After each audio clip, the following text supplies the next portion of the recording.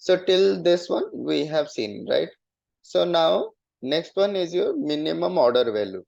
Okay. So if your vendor is saying minimum you have to provide like let's say 10 quantity or 20 quantity or 100 quantity. So let's say your vendor is saying like you have to place a minimum order of some quantities. Okay. So you can place that minimum order value. Okay. So let's say this is on the value, not basis of the quantity. You can base, let's say they might be saying, so place at least 1000, let's say minimum order value should be 1000 rupees or minimum order value should be 1 lakh rupees or 10,000. So whatever things they are saying, you have to maintain a minimum order value for that. Okay. So whenever you are creating a purchase order with respect to this vendor, let's say you are ordering the goods below than this, then you will be getting a warning or error message as per the system settings. Okay. So next one is your schema group vendor. This we will look into later. Okay. This is basically related to our pricing procedure. So when we will be looking into the pricing procedure, then we will be looking what is a schema group vendor. Okay. Next two fields are not that much important. And next one is sales data. So basically this is who is the salesperson, who is, what is the telephone number, what is the account with the vendor. If you want to give some information, then you can give it over here. Okay. So, but this is not important in the vendor master creation. Okay. This is just for information purpose. Next one is our control data. Okay. So here are some indicators. First one is GR based invoice verification.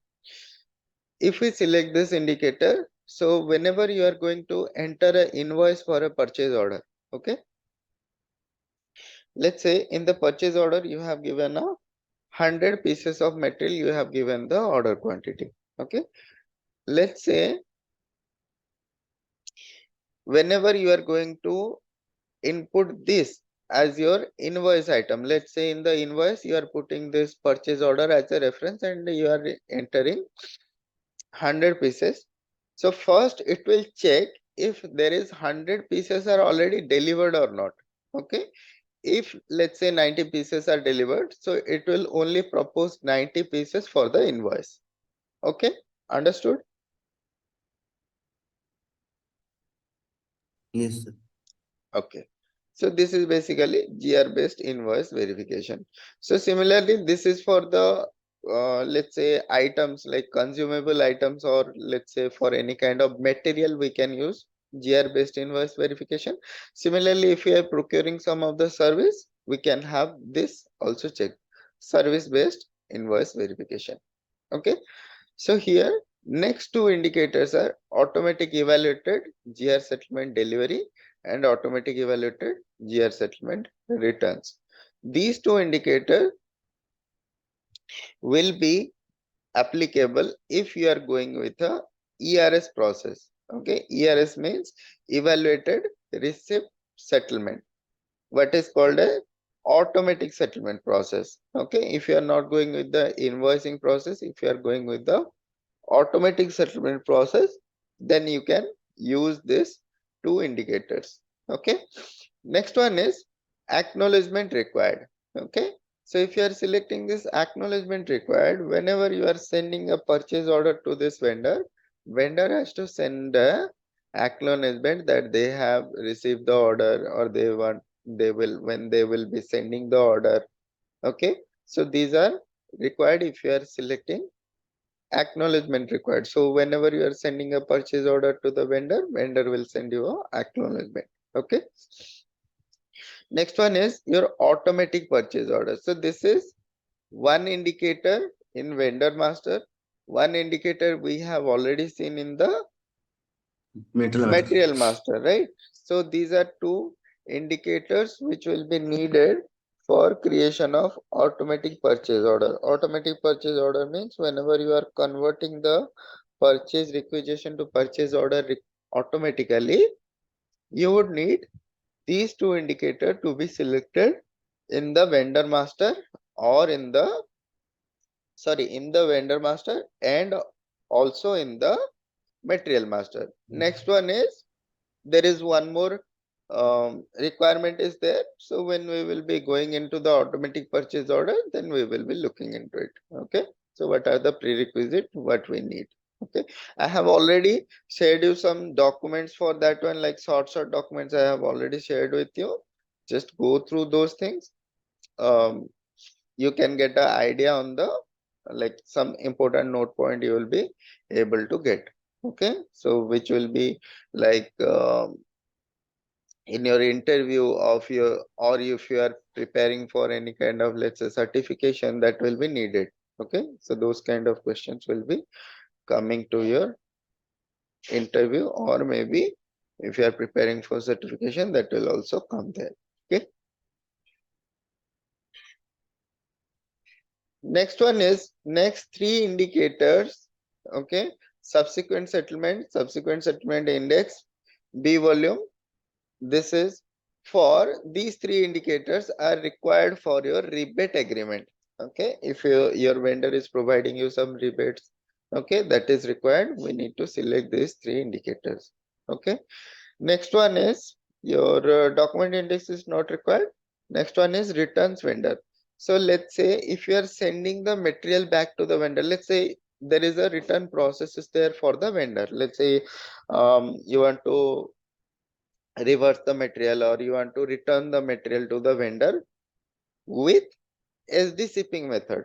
Okay, SD shipping method means you have to send it through a shipping method. You are not just sending it back like normally you are not sending it back. Like vendor will not pick that up, or you are not directly, you cannot directly send it. If you are going to send it through the SD shipping method, means how you are selling your products. Okay, how you are dispatching your product with outbound delivery, you need to create an outbound delivery. With respect to that, you have to send the material. If that is the process, then you have to select the returns vendor over here. Next one is ABC indicator. So ABC indicator is basically we do the valuation or evaluation of the vendor. Okay, so we can make it as A, B, C, whatever things you can want to maintain, you can mention it over. So basically, what is a ABC indicator? Let's say you are procuring the material from different kind of vendor. Okay, so let's say you want to evaluate them, or you want to give some rating to them for from which vendor you are regularly procuring, which vendors are providing you material on the regular basis, who are providing material on a, let's say who are providing the good material, so that you can just uh, like evaluate your vendors. So that is called ABC indicator. So you can provide a ABC as per your procurement consumption, you can mention ABC indicator over here. Next one is mode of transport border. So these entry like mode of transport border, office entry, these are related to your um, like in your import procurement. Okay, so whenever the material is being procured from the outside of the country, then you should maintain what is the mode of transport to the border. Okay, how the material is going to be transported to the border. Okay, let's say material is coming through flight or ship or rail or anything, it is coming, you can just mention it over here. Okay, so directly you can, so you can go to India. So for India, you can see air, ship, road is already defined over here. If you want to create a new mode of transport border also, you can create a new mode of transport. Okay, so now let's see how we can create the mode of transport. So now let's go to new screen. Now let's go to PRO, material management, purchasing. From purchasing, we can go to here, foreign trades and customs.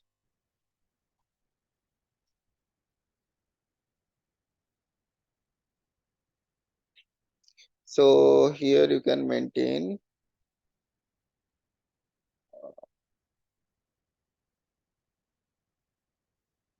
transportation data. Here you have defined modes of transport. Okay. So here you can see for position, let's say country India. So you can see for India, we have created 3 mode of transport. Let's say you want to create a new entry. So let's say new entry IN. Let's say this is 4. The description is rail. Okay. So let's say we are receiving the product at our border with rail. So you can select anything from here. Okay. Let's say mode of transport border. Now you can go to IN. Here you can see rail. So let's select this rail. Okay. Now next one is office of entry. Office of entry is also related to this import procurement. So office of entry is basically where this vendor will send the product. Let's say you are having 3 to 4 office of entry or customs officer there, right? Let's say in India we are having in Delhi we are having a customs office, in Kolkata we are having a customs office, in Mumbai we are having a customs office, let's say in Kochi we are having a customs office, or let's say in Chennai we are having a customs office. So you have to define where your material is going to be delivered. So for that, so here you can see define customs office is there. So you can just click on here. Here already this like the existing things will be there. So for India you can see Delhi airport is there. Okay. So let's say just copy this one.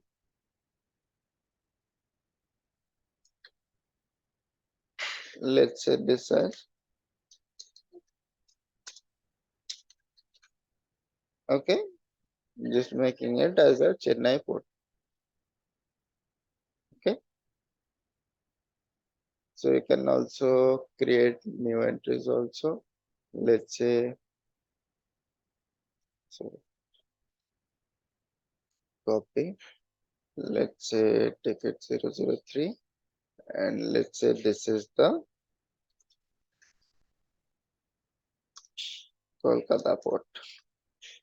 Okay. So you can define your office. Okay. Now save it. Now go here. So you can enter the office of the entry. Okay.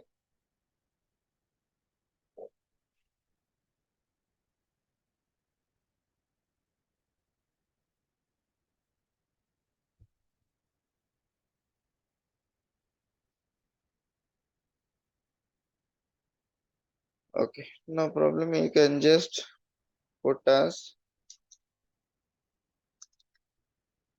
002. So this is basically related to your import procurement or whenever you are like procuring material from outside of your country. Next one is here revaluation allowed. So if you select this revaluation allowed and if you are taking this as a ABC, okay, let's say ABC, whatever things you are taking, you can reevaluate the let's say the vendor, you can reevaluate it in the end of the year or somewhere anytime you want to reevaluate it, you can reevaluate. Okay, as per like you can change it from A to B or B to C or C to A, you can make it a change. Okay, revaluation allowed. So you can reevaluate your vendor. Next one is grant discount in kind. If you are selecting this one, you will be able to get, let's say your vendor is providing you some discounts, okay, or let's say any kind of free items your vendor is providing. If you are selecting this one, then you will be able to get some free goods. So this is only the requirement for getting the free goods, but in later phase we will see how we can maintain the like condition for the free goods, how we can get the free goods, or how we can maintain the free goods conditions. Okay, so this is basically required. If you are not selecting this one, you will not be able to get any kind of discounts or any kind of free goods for this from this vendor. Okay, next one is your shipping condition. Okay, shipping condition is basically how your material is going to be shipped, or let's say you are giving any kind of reminders, or let's say you want to provide some of the point to the vendor. So for this kind of things you can give a shipping condition. So shipping condition is also, it is already defined. Okay, so here you can see as soon as possible, standard, or let's say pick up immediately. So this is already there. If you want to create a new shipping condition also, you can create it. Okay, so normally what will happen with this shipping condition, if you are selecting some of the shipping condition, it will automatically select the shipping point, like from where the material needs to be picked up. Okay, so for, let's say for a PO you are creating an outbound delivery, or let's say you are creating an inbound delivery. So from where the material needs to be picked up, it will be automatically defined by the system. Okay, so next one is, here you are having planned delivery time. So what is a planned delivery time? Let's say you are providing a order to the vendor, and vendor is saying they will be providing the material in 5 days or 2 days or 10 days, or any days they are having. Let's say they want to produce it or they want to ship it. So like they will be taking some time. Okay, like whenever you are uh, giving any orders in the let's say um, in Amazon or Flipkart, there you are getting same day delivery, 2 days delivery. In this week they are going to deliver. So that is basically the planned delivery time. What is the planned delivery time is there, by when they can send us the product. So let's say we are taking planned delivery as 5 days. So as per this planned delivery date, the system will calculate the delivery date. So when you can expect, like today you are so you are creating a purchase order, system will automatically propose a delivery date when you can receive the product. Okay, next one is, okay, so this is basically the important fields in the purchasing data. So now just enter. Okay, customer number don't have to enter.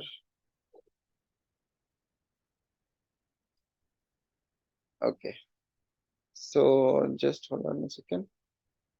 Okay, so here we have selected this returns vendor. So that's why we have selected the returns vendor. That's why it was asking us to enter the like customer data. Okay, now if you enter, it will direct go to the next page. So this is the partner function. We will be looking into the partner function in a later phase. Okay, so basically enter it. So now your vendor master, I believe there is some issue with the number ranges. Okay, so now our vendor is created. So there was issue with the number ranges what we have assigned. It was like the number ranges were already there, but it is not showing. So that's why the issue in creating the vendor master. So now you can see our vendor master has been created for the purchasing group PORP. Okay, right? Sir. Okay. So we have created the vendor for the purchasing organization. Okay, so now we can create a purchase order for this vendor. Okay, so now we can create the purchase order for this vendor. So now after giving a purchase order or after receiving the purchase order, let's say we want to create an invoice or we want to pay the vendor, so we will be needing the finance side information also, we need to have it. Okay, so how we can create it? So now it is already created, so we are just extending this to the finance side. So what we can do, we can go to FK01. This is the T code. So you can see the T code is FK01. So here you can just enter the vendor. Here you can see it is not asking us for the purchasing group, it is asking for the company code, right? So what Yes, was sir. our company code? Our company code is RE01. Okay, so we are entering, so this data will be stored against the company code. So company code is a finance identity, so here we will be having a company code entry. Okay, so now here you can see as per our selection we have taken this reconciliation account as a display field, so you cannot edit anything in the reconciliation account. So this is just for your information purpose, but as per the requirement, this needs to be done or this needs to be checked by the FI side. Okay, they will be doing all of the accounting information or company code side information, they will be maintaining. Okay, so we are just creating because we need to practice it. We need to create invoices and we need to like do the financial entries also. So for that, this is needed. Okay, so now next let's enter. So basically here you can see a payment terms also, you can see over here. So payment terms, similarly terms of payment we have seen in where we have seen in the vendor master purchasing side, right? In the purchasing side also there is a payment term is there, here also there is a payment term is there. So basically that payment term in the purchasing side, it will copy to the purchase order. This payment term, if you are defining some different payment term, it will copy to the invoice. Okay, so now let's check the payment term. So we have created this ZR01, I believe we have created, right? 01 or 02. Which one we have created? Any idea? Account group is ZR01 account group. Terms of payment we have created. I believe we have created this one.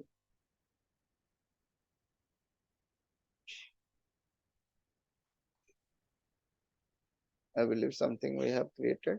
Okay, so basically this is the payment term. Okay, next one, here you can select this check double invoices. Okay, so this is basically the checkpoint for duplicate invoices. Let's say if someone is entering a duplicate invoice, then it will give an error or it can give a warning message as per your system settings. So let's say there are some settings are there how you can check the double invoices. um, so you can set it up, but here this is the required or mandatory information or mandatory checkbox, you have to select it if you want to like if you want to check for the duplicate invoices. Okay, so there is one more settings is there. If you are selecting this checkbox, then also you have to do one more settings. So let's say go to SPRO. So in the invoicing section, you have to make a entry also. So here you can go to logistics invoice verification. So from the logistics invoice verification, you can go to incoming invoices. So in the incoming invoices, you can go to set check for duplicate invoices. Okay. So here you can go to the company code. Let's say position RE01. So here for RE01, so here you can check. So there are three sections are there. Check company code, check reference, check invoice date. Okay. So if we check the reference, okay. So whatever reference are filled in the Miro, okay, MIRO is the T code for invoice selection. So if we are entering some reference document double times, let's say one user has entered it and second another user is entering it, system will show you that this is a duplicate invoice. Okay, so this is basically required for the duplicate invoices. If you are checking this check invoice date on the same date, if you are entering the same two invoices for a vendor, then it will also give you one warning that this might be a duplicate invoice. You have to check it. A company code is similarly under the same company code. If you are posting two invoices, it will ask you to check or to validate if it is a correct form or not. So basically it is better to check with the reference. Okay.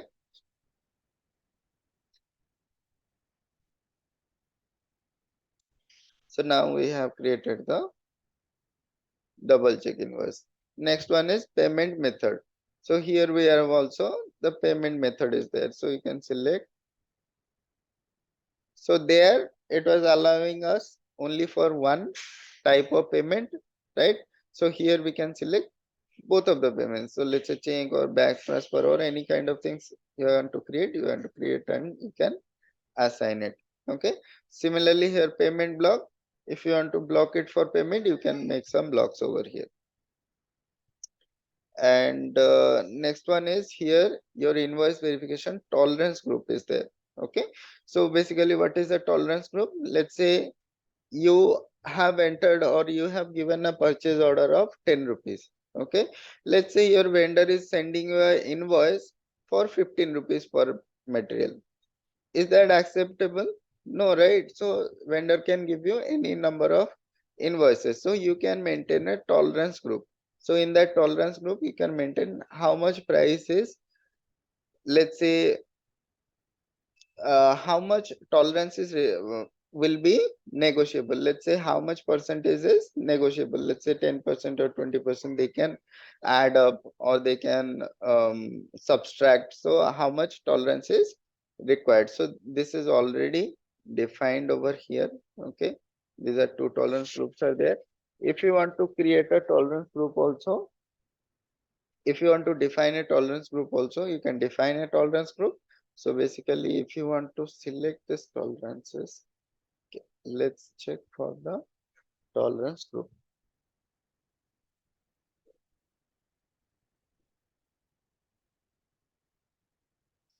So go to SPRO,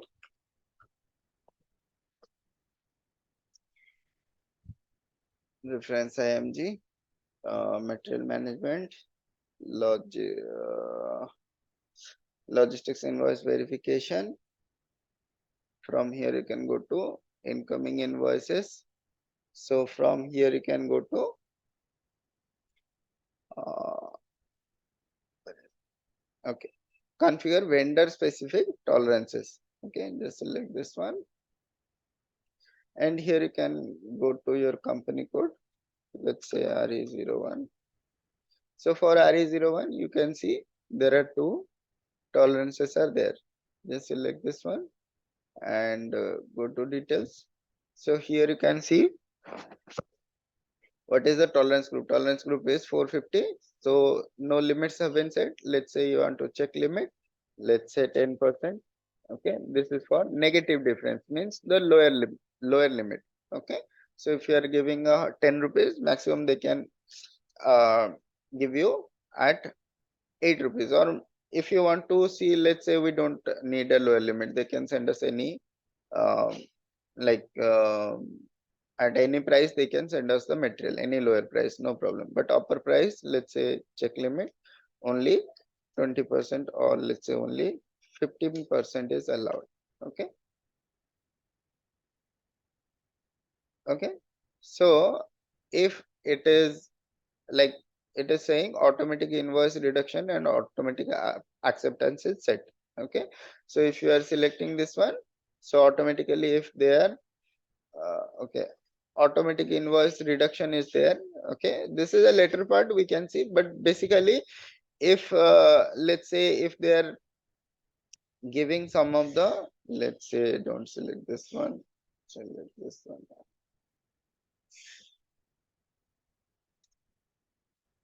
So percentage upper limit, let's say they are sending you material in the 20%, above the 20% of your PO price, then it will be automatically rounded off to the original price, and there will be a credit memo. There will be a like automatic, it will be reduct, means it will price will be reduced automatically, and a notification will be sent to the vendor like this is the price you have sent invoice in a higher price. Okay, so that can be done also, automatic invoice reduction. So that is a later part when we will be looking into the invoicing part. Then we will be looking into these kind of things. So credit memo reduction. So these kind of things we will be looking into it. Okay. So now we have created this 450.